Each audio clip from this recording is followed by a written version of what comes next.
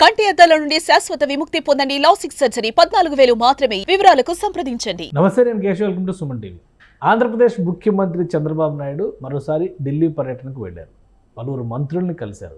రాష్ట్రానికి సంబంధించినటువంటి ప్రాజెక్టుల విషయంపై ఆరా తీశారు. ఏ అంశాలని కేంద్రం ముందర చంద్రబాబు నాయుడు ప్రతిపాదించారు. ఈ నెలాఖరులో రాష్ట్రానికి ప్రధానమంత్రి వస్తున్నటువంటి నేపథ్యంలో చంద్రబాబు నాయుడు చేసిన విజ్ఞప్తులు ఏంటి? ఈ అంశాలను విశ్లేషించేటువంటి ప్రయత్నం చేద్దాం. మనతో పాటు అనలిస్ట్ సుబ్రహ్మణ్యం గారు. నమస్కారం. నమస్తే సార్. చంద్రబాబు నాయుడు గారు ఢిల్లీ టూర్ వెళ్ళారు. సరే, ఎమర్జెన్సీగా ఆయన మహారాష్ట్ర వెళ్లాల్సింది, బట్ వాళ్ళ సోదరుడి ఆరోగ్యం ఇదవడం, ఆయన చనిపోవడం నేపథ్యంలో ఆయన వెనక్కి వచ్చేసారు. బట్ ఆయన కానీ ఉన్న ఒక్కరోజు ఆల్మోస్ట్ 24 hours ఆయన టూర్ ఢిల్లీలో ఏ విధంగా జరిగింది? ముఖ్యంగా రాష్ట్రానికి సంబంధించినటువంటి కొన్ని ప్రతిపాదనలు కేంద్రం ముందర పెట్టినట్టుగా తెలుస్తుంది. అవును సార్. ఏంటి అంశాలు అంటే ఇప్పుడు మీరు చూసినారనుకోండి సార్, ఎలక్షన్ రిజల్ట్ వచ్చిన తర్వాత ఆయన ఢిల్లీ పర్యటన చేసిన ప్రతి సమయంలో ఏదో ఒక ప్రాపర్ అజెండాతోనే వెళ్తున్నాడు. ఆ అజెండా వచ్చేసి రాష్ట్రానికి మేలు చేసే అజెండాలే సార్. ఇంత ముందరలాగా లోపలికి పోయేసి ఏం మాట్లాడుతున్నారో కూడా బయట వచ్చి చెప్పలేనటువంటి పరిస్థితుల్లో ఉన్నటువంటి విజిట్స్ అయితే కాదు. యాక్చువల్గా వాళ్ళు వెళ్ళేటప్పుడే ముందరే ఏమి మాట్లాడాలా, ఏ అంశం మీద ఎవరిని కలవాలనేసి వాళ్ళ అపాయింట్మెంట్లు తీసుకొని వెళ్ళడం జరుగుతుంది. అక్కడికి వెళ్ళి కలిసిన తర్వాత వాళ్ళతో జరిగినటువంటి డిస్కషన్ ఆయన కానీ లేదా ఆయనకు సంబంధించిన మంత్రులు, ఎంపీలు కానీ బయట వచ్చి జనాలకి వివరించడం జరుగుతుంది. సో ఈ రకంగా చేసినటువంటి మరొక విజిట్ ఇది. ప్రత్యేకించి ఇప్పుడు అమరావతి పునర్నిర్మాణ పనులు ఊపందుకుంటున్నటువంటి ఈ తరుణంలో ఆ 15,000 కోట్లు ఏదైతే వరల్డ్ బ్యాంక్ ద్వారా సపోర్ట్ చేస్తామని చెప్పేసి వాళ్ళైతే ప్రామిస్ చేసినారో సెంట్రల్ బడ్జెట్ ప్రవేశపెట్టినప్పుడు, దాని గురించి గట్టిగా మాట్లాడడం కోసం వెళ్ళినాడు అన్నది ఒకటి విషయం అర్థమవుతుందన్నమాట. ఎందుకంటే అమరావతి పనులు వేగవంతంగా పుంజుకుంటున్నాయి. ఎన్నో కంపెనీలు అక్కడికి రావడం జరుగుతుంది. ఇన్ఫ్రాస్ట్రక్చర్ బిల్డ్ చేయాల్సిన అవసరం ఎంతన్నా ఉంది. ఇప్పుడు ఆ 15,000 కోట్లు సెంట్రల్ గవర్నమెంట్ సపోర్ట్ చేసిందంటే అన్ని పనులు వేగవంతంగా ముందుకు జరిగేదానికి అన్ని రకాలుగా అవకాశాలు ఉన్నాయి. దాని మెయిన్ అజెండాగా వెళ్ళినప్పటికీ వేరే కొన్ని విషయాలు, అంటే ఇప్పుడు ఇంతకు ముందర పోలవరం ఆయన హయాంలో 14-19లో ఆల్మోస్ట్ 72 to 73% పూర్తయిందని చెప్పేసి తెలిసింది. తర్వాత ఇప్పుడు వచ్చిన తర్వాత కూడా పోలవరం పనులు వేగవంతం చేస్తాము, పూర్తి చేస్తామని చెప్పడం జరుగుతుందన్నమాట. ఆయన పర్సనల్గా విజిట్ చేసినారు, నిమ్మల రామానాయుడు గారు విజిట్ చేసినారు. దానికి సంబంధించినటువంటి డిస్కషన్ కూడా ఒకటి జరగడం జరిగిందనమాట. నిర్మలా సీతారామన్ గారిని కలిసి ఆ నదుల అనుసంధానం గురించి ముఖ్యంగా చర్చించడం జరిగిందని చెప్పేసి మనకు తెలుస్తుంది సార్. లావు కృష్ణదేవరాయలు గారు క్లియర్గా అది చెప్పడం జరిగింది. ప్రత్యేకించి ఏంటంటే గోదావరిని, కృష్ణాని, పెన్నాని నదుల అనుసంధానం చేయాలనేసి, ముఖ్యంగా గోదావరి నీళ్లు ప్రకాశం బ్యారేజీ తీసుకొచ్చి అక్కడి నుంచి నాగార్జున సాగర్ కుడికాలకు తీసుకెళ్ళి అక్కడి నుంచి రాయలసీమకు తీసుకెళ్ళి రాళ్లతో ఉన్నటువంటి రాయలసీమని ఒక పంటలతో నింపాలన్న ఒక ఉద్దేశంతో అది ఒక డిస్కషన్ జరుగుతుంది. అదేవిధంగా ఈ గోదావరి నీళ్ళని పెన్నా నదికి ఎలా తీసుకురావాలనే దాని గురించి మాట్లాడుతూ నిర్మలా సీతారామన్ గారి దగ్గర వాళ్ళు చేసినటువంటి రిక్వెస్ట్ ఏంటి అని అంటే సెంట్రల్ గవర్నమెంట్ యొక్క సపోర్ట్ కోరడం జరుగుతుంది సార్. ప్రత్యేకించి ఉత్తరప్రదేశ్కి, మధ్యప్రదేశ్కి మధ్యలో నదుల అనుసంధానం జరిగినప్పుడు ఏ విధంగా అయితే సెంట్రల్ గవర్నమెంట్ వాళ్ళతో ఒక మధ్యవర్తిగా వ్యవహరించి అది ముందర జరిగే విధంగా ప్రయత్నం చేస్తున్నారో, అదేవిధంగా నిర్మలా సీతారామన్ గారి దగ్గర చంద్రబాబు నాయుడు గారు మాకు కూడా ఈ విధంగా సపోర్ట్ చేయండి అని చెప్పేసి ఒక ప్రపోజల్ పెట్టడం జరిగింది. రైట్. అంటే నదుల అనుసంధానం అనేది ఒక 2-3 రాష్ట్రాల మధ్య ఉండేటువంటి వ్యవహారం కాదు. Correct sir. అది అంత ఈజీగా అయ్యేటువంటి టాస్క్ అంటారు. లాస్ట్ టైం కూడా కృష్ణా గోదావరి అనుసంధానం, పట్టిసీమ ఇష్యూ తీసుకురావడం, ఇదంతా రాజకీయంగా ఒక దుమారం రేపినటువంటి అంశం. ఇప్పుడు పాసిబిలిటీస్ ఉన్నాయా? ఖచ్చితంగా ఉన్నాయి సార్. ఇప్పుడు మీరు చూసినారంటే ఆంధ్రప్రదేశ్లో కూటమి ప్రభుత్వం, చంద్రబాబు నాయుడు గారు, పవన్ కళ్యాణ్ గారు, లోకేష్ గారు.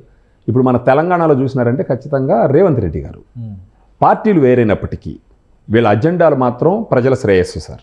2 రకాలుగా మీరు చూసినారంటే రేవంత్ రెడ్డి గారు పాటుపడేది కూడా ప్రజలకు మేలు చేయాలని చెప్పేసి ఆయన తీసుకొస్తున్నటువంటి ఎన్నో ఇనిషియేటివ్స్ చూస్తేనే మనకు అర్థమవుతుంది.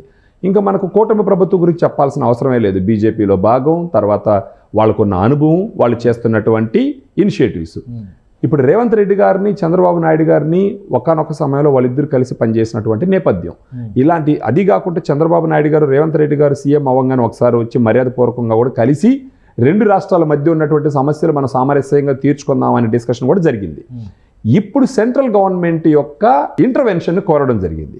ఇప్పుడు సెంట్రల్ గవర్నమెంట్ ఇంటర్ఫేర్ అయ్యి రేవంత్ రెడ్డి గారికి, చంద్రబాబు నాయుడు గారికి మధ్యలో ఈ నదుల అనుసంధానానికి సంబంధించిన ఏదైనా ఇష్యూస్ ఉంటే సాల్వ్ చేసి 2 రాష్ట్రాలకి మేలు జరిగే విధంగా గాన వాళ్ళు ఇనిషియేటివ్ తీసుకొని ముందరికి వెళ్ళారంటే ఖచ్చితంగా ఒక పాజిటివ్ స్టెప్స్ పడతాయని చెప్పడానికి ఎలాంటి సందేహం లేదు సార్. అంటే నిర్మలా సీతారామన్ గారితో కలిసారంటే ఆర్థికపరమైన అంశాలు ఉండొచ్చు. అవును. అలానే నదుల అనుసంధానం ఈ టాపిక్స్ వచ్చి ఉండొచ్చు. అవును. విదేశాంగ శాఖ మంత్రితో ఎందుకు కలిశారు చంద్రబాబు నాయుడు గారు? అది కొద్దిగా ఆసక్తికరంగా ఉంది. ఖచ్చితంగా సార్. ఇప్పుడు మీరు కూడా ఆలోచించవచ్చు, ఈయన సెంట్రల్ మినిస్టర్ కాదు, ఈయన ఒక స్టేట్కి సంబంధించినటువంటి సీఎం. విదేశాలకు సంబంధించి ఆయనతో కలవాల్సిన అవసరం ఏందనేది it is a conventional thinking, conventional way of doing things sir. Even ఆయన ప్లేస్లో వేరెవరన్నా ఉన్నా కూడా ఆయనతో నాకేం పని అని చెప్పేసి పక్కన పెట్టేసి వీళ్ళతో కలుసుకొని వచ్చేసేటటువంటి సిచ్యువేషన్ ఉంటుంది ఖచ్చితంగా. కానీ చంద్రబాబు నాయుడు గారు కొంచెం డిఫరెంట్ కదా సార్, మొదటి నుంచి కూడా ఆయనకు ఒక దూరదృష్టి కలిగిన వ్యక్తి కదా. జయశంకర్ గారిని కలిసి అక్కడ మాట్లాడినటువంటి విషయాలు మీరు మనగానే ఒకసారి పరిశీలిస్తే ఈయనకున్న దూరదృష్టి క్లియర్గా అర్థమవుతుంది అక్కడ. ఫస్ట్ ఆయన మాట్లాడింది ఏంటి అని అంటే, ఇప్పుడు అమెరికాకి ఇండియాకి అవునన్నా కాదన్నా ఒక గ్రేట్ అవినాభావ సంబంధం ఉన్నటువంటి రెండు దేశాలు సార్, ఆర్థిక పరంగా కానీ స్నేహపరంగా కానీ. ఇప్పుడు అక్కడ ట్రంప్ గారు వచ్చినారు. ఇప్పుడు ఈ ట్రంప్ గారు రావడం వల్ల మన భారతదేశం యొక్క బిజినెస్ మీద ఉన్న ఇంపాక్ట్ ఏంటి అనే దాని గురించి డిస్కస్ చేయడానికి ఒక మెయిన్ అజెండా. తర్వాత బయటి దేశాల నుంచి ఇండియాలోకి వచ్చి పెట్టుబడులు పెట్టతాము అన్న వాళ్ళని ఫస్ట్ ఆంధ్రప్రదేశ్కి పంపించమని కోరడం, ఆంధ్రప్రదేశ్ మీద ఆయనకున్నటువంటి మక్కువ. సెకండ్ వచ్చేసి బయట నుంచి ఎవరు వచ్చినా సరే ఫస్ట్ మమ్మల్ని గుర్తుపెట్టుకోండి, మాకు సపోర్ట్ చేయండి, సహాయం చేయండి అని కోరడంలో దేశం మీద, రాష్ట్రం మీద ఎన్నుకున్న ఇదొకటి. తర్వాత సింగపూర్ గవర్నమెంట్ అమరావతి పునర్నిర్మాణంలో భాగం అయ్యేటట్టు చెయ్యండి అని జయశంకర్ గారిని కోరడం కూడా జరిగింది సార్. ఈ పాయింట్స్ వీళ్ళిద్దరికి మధ్య డిస్కషన్కి రావడం జరిగింది. రైట్. అంటే ఇప్పుడు ఆల్రెడీ సింగపూర్ అలయన్స్ విషయంలో చాలా ఆరోపణలు ఉన్నాయి. అవినీతి అని, అక్కడ కూడా ఏదో సింగపూర్లో ఈశ్వరన్ గారి కేసులో ఇరుక్కున్నారని. కాబట్టి సింగపూర్ గవర్నమెంట్ ఇన్వాల్వ్మెంట్నే గత ప్రభుత్వం పూర్తిగా వ్యతిరేకించింది. సార్ ఇప్పుడు ఎంతవరకు పాసిబిలిటీస్? సార్ ఇప్పుడు ఒకటి ఏంటంటే, ప్రతి నాణ్యానికి రెండు కోణాలు ఉంటాయి సార్. ఒక నాణ్యానికి ఒక పక్క బొమ్మ బొరుసు ఎలా ఉంటుందో ప్రతి ఇన్సిడెంట్లో పాజిటివ్ థింగ్స్ ఉంటాయి, నెగిటివ్ థింగ్స్ ఉంటాయి. ఇప్పుడు పర్ఫెక్ట్గా ఉండే ప్లేస్ ఏదీ ఉండదు సార్ అక్కడ, భూప్రపంచం మీద ఎక్కడా ఉండదు యాక్చువల్గా. ఇప్పుడు ఎవరో ఒక వ్యక్తి ఏదో ఒక తప్పు చేసినాడని చెప్పేసి మొత్తం గవర్నమెంట్ని నిందించడం కూడా కరెక్ట్ కాదు.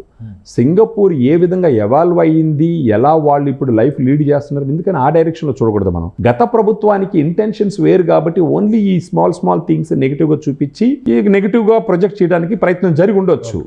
కానీ సింగపూర్కు ఉన్న క్రెడిబిలిటీ చూడాలి. అక్కడున్న ఇన్ఫ్రాస్ట్రక్చర్, అక్కడ ఉన్నటువంటి, అక్కడ ఏదన్నా అవినీతి చేస్తేనే చాలా కఠినమైన శిక్షలు ఉంటాయని నేను పడ్డాం మనం. సో అలాంటి ప్రభుత్వము వాళ్ళు చేసినటువంటి డెవలప్మెంట్ దాన్ని కోణంలో చూసి వాళ్ళని ఇన్వాల్వ్ చేస్తే ఒక రకంగా మంచి జరుగుతుంది కదా సార్. ఇప్పుడు మనం కూడా ఇంకోటి ఆలోచించాలా, ఎంతమంది దాన్ని వ్యతిరేకించినప్పటికీ స్టిల్ చంద్రబాబు నాయుడు గారు వాళ్ళ గవర్నమెంట్ని మన గవర్నమెంట్లో ఇన్వాల్వ్ అయ్యి సపోర్ట్ చేయమని చెప్పండి అని చెప్పేసి ఆ లెవెల్లో రికమెండేషన్ కోరుతున్నాడు అని అంటే ఖచ్చితంగా ఏదో క్రెడిబిలిటీ సింగపూర్ గవర్నమెంట్కి ఉంటుంది సార్ కంపల్సరీ. దాన్ని మన అమరావతి పునర్నిర్మాణం ఇప్పుడు ఈ 5 ఏళ్లలో లాస్ట్ 5 yearsలో అన్ని ఒప్పందాలు, అగ్రిమెంట్లు అన్ని ఎక్స్పైర్ అయిపోయాయి. మళ్ళీ పునరుద్ధరించేటువంటి ఛాన్సెస్ ఉన్నాయంట. బహుశా ఈయన ఒక్కడే ప్రయత్నిస్తే అది జరుగుతుందో జరగదో అన్న ఒక ఉద్దేశంతో సెంట్రల్ గవర్నమెంట్ను కూడా ఇన్వాల్వ్ చేస్తే, వాళ్ళు కూడా ఇంటర్ఫేర్ అయ్యి వాళ్ళ ప్రయత్నం కూడా వాళ్ళు చేస్తే మళ్ళీ వాళ్ళ ఆలోచన విధానాల్లో మార్పు వచ్చి వాళ్ళు మళ్ళీ ముందరకు వస్తారని ఒక ఆలోచన కూడా అయి ఉండవచ్చు సార్. ఇంకోటి, ఢిల్లీ పర్యటనకి వెళ్ళినప్పుడల్లా చంద్రబాబు నాయుడు గారు ఆయన టీం, ఈ ఎంపీలందరినీ కూర్చోబెట్టుకుని ఎవరెవరు ఏం చేయాలి, ఎవరెవరు ఏం అపాయింట్మెంట్లు తీసుకోవాలి, ఏ మినిస్ట్రీని ఎవరు ఏ ఇష్యూస్ని ఫాలో అప్ చేయాలి, ఇవన్నీ కూడా ఎండార్స్ చేస్తున్నారని ఒక టాక్ నడుస్తుంది. అందుకనే ఎంత ఫాస్ట్గా యాక్టివిటీ జరుగుతుంది అనుకోవచ్చా? ఏది కూడా టీం వర్క్ సార్. ఏ ఒక్కరు ఏమీ చేయలేరు. లీడర్ అన్న వాళ్ళు లీడ్ చేస్తారు, డెలిగేట్ చేసి వర్క్ని లీడ్ చేస్తారు. అంతేగాని నేను లీడర్ని నేనే మొత్తం చేసేస్తాను అనుకుంటే అవివేకం. ఈవెన్ మన బిజినెస్ సెటప్లో కూడా, and same in the political scenario also. ఈయన ఒక్కడ పోయి రాత్రికి రాత్రి ఏం చేసుకొని రాలేరు కదా సార్. ఇక్కడ ఈయనకున్న బలంతో ఈయనకున్న ఎంపీలకి వాళ్ళకున్న క్యాపబిలిటీని బట్టి వాళ్ళకి సంబంధించిన వర్క్లు వాళ్ళకి అలాట్ చేసి ప్రయర్ అపాయింట్మెంట్లు తీసుకొని వీళ్ళు పోయేటటువంటి ఉద్దేశానికి సంబంధించి ఒక ప్రియాంబుల్ కూడా వాళ్ళకి ఇచ్చి వాళ్ళని రెడీ చేసి తర్వాత ఈయన వెళ్ళి వాళ్ళతో మాట్లాడి దానికి సంబంధించిన అప్రూవల్ తీసుకొని వచ్చినాడు అని అంటే, and that is where things will happen so fast. Positive కూడా వస్తుంది. ఇప్పుడు సడన్గా ఇప్పుడు మీ దగ్గర నేను ఒక పని చేసుకోవాలి, దానికి సంబంధించి ఏ ఇన్ఫర్మేషన్ మధ్యవర్తి ద్వారా పంపించుకుంటే నేరుగా వచ్చి మీ దగ్గర కూర్చుంటే అవ్వచ్చు, అవ్వకపోవచ్చు. అలా కాకుండా ఆయన ఎంపీలు, ఆయన మంత్రులకు సంబంధించి వాళ్ళని పంపించి మనం కోరుకుంటున్నటువంటి విషయాలు మీకు ఇన్ఫార్మ్ చేస్తే వాళ్ళు కూడా బిజీగా ఉంటారు కదా సార్. దానికి సంబంధించి మీరు కూడా మీ డేటాతో రెడీ అవుతారు, మీ ప్రపోజల్స్తో రెడీ అవుతారు. అప్పుడు ఈయన పోయి 1 రోజు 2 రోజులు తిరిగినాడంటే పాజిటివ్ అవుట్కమ్ వచ్చే అవకాశాలు చాలా ఎక్కువ ఉంటాయి. మనం ఆ యాంగిల్లో చూడాలి సార్ దీన్ని. రైట్. అంటే ఈ 2 ప్రతిపాదనలనే కేంద్రం సానుకూలంగా తీసుకునే అవకాశం కనిపిస్తుంది. ఖచ్చితంగా సార్. ఎందుకంటే ఆల్రెడీ వాళ్ళు ప్రామిస్ చేసినారు, 15,000 కోట్లు ఒకటి ప్రామిస్ చేసినారు. ఈ అమరావతి, ఇది పోలవరానికి సంబంధించి మేము సపోర్ట్ చేస్తాం, మొత్తం మా ఫండ్స్తో నిర్మిస్తామని మళ్ళీ ఈ ప్రభుత్వం వచ్చిన తర్వాత కూడా నిర్మలా సీతారామన్ గారు చెప్పడం జరిగింది. సో ఈ నదుల అనుసంధానాన్ని వదిలేయకూడదు. ఇప్పుడు ఫర్ ఎగ్జాంపుల్ చెప్తాను సార్, ఇప్పుడు కంపెనీలు అన్నీ తెస్తున్నారు, దీంట్లో మళ్ళీ నదుల అనుసంధానం వదిలేసి మళ్ళీ సంవత్సరం తర్వాత నిద్ర మేలుకుంటే మళ్ళీ పనులు అవ్వవు కదా. సో అందుకనేసి సైమల్టేనియస్గా అన్నీ జరగతా పోవడం అన్నది ఒక శుభ పరిణామంగానే మనం చూడాలి. రైట్. థ్యాంక్ యూ సుబ్రహ్మణ్యం గారు మీ విశ్లేషణ అందించినందుకు. చంద్రబాబు నాయుడు గారు 24 గంటలు మాత్రమే ఢిల్లీలో పర్యటన చేసినప్పటికీ రాష్ట్రానికి ముఖ్యమైనటువంటి అంశాల అన్నిటిపైన కూడా ఒక ఎష్యూరెన్స్ తీసుకునేటువంటి ప్రయత్నం చేశారు. కేంద్ర ప్రభుత్వం కూడా ఈ ప్రతిపాదనలపైన సానుకూలంగా స్పందించే అవకాశం ఉంది. మొదటిది నదుల అనుసంధానం చాలా ముఖ్యమైనది. అయితే అమరావతి నిర్మాణానికి సంబంధించినటువంటి నిధులు, అలానే అమరావతి నిర్మాణ ప్రాజెక్టులో సింగపూర్ భాగస్వామ్యం, ఈ అంశాలపైన కేంద్రం నుంచి క్లియరెన్స్ తెచ్చుకున్నారు. రాబోయే రోజుల్లో ఈ పనులు మరింత వేగంగా ముందుకు సాగడానికి కావాల్సిన ప్రాతిపదిక సిద్ధం చేసినట్టుగా సుబ్రహ్మణ్యం గారు విశ్లేషిస్తున్నారు. ఇది special discussion. Keep watching. Suman టీవీలో మీ పర్సనల్ అండ్ బిజినెస్ ప్రమోషన్స్ కోసం కింది నెంబర్కి కాంటాక్ట్ చేయండి.